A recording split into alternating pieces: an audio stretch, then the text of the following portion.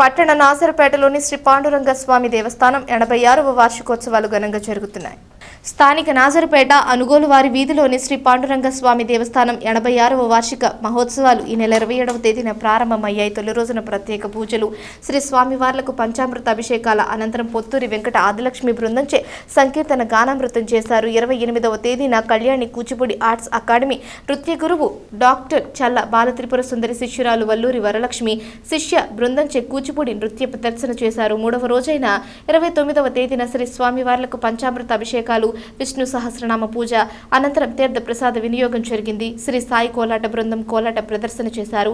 మే నెల 2వ తేదీ వరకు వేడుకలు జరుగుతాయని దేవస్థాన అర్చకులు త్వరగా నాగరాజ శర్మ త్వరగా సాయి భరద్వాజ తెలిపారు.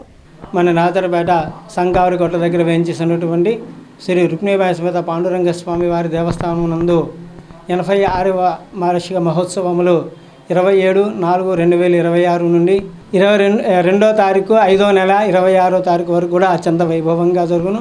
ప్రతిరోజు కూడా ఉదయం స్వామివారి 7 గంటలకు ఆ పంచామృత సుగంధ ద్రవ్యాలతో అభిషేకము, తర్వాత విష్ణు సహస్రనామం తీర్థప్రసాదాలు ఇవ్వడం జరుగుతుంది. ప్రతిరోజు కూడా సాయంత్రం 6:30 నుండి 9:30 వరకు కూడా అనేకమైన ఆధ్యాత్మిక కార్యక్రమాలు ఏర్పాటు చేయడం జరిగింది.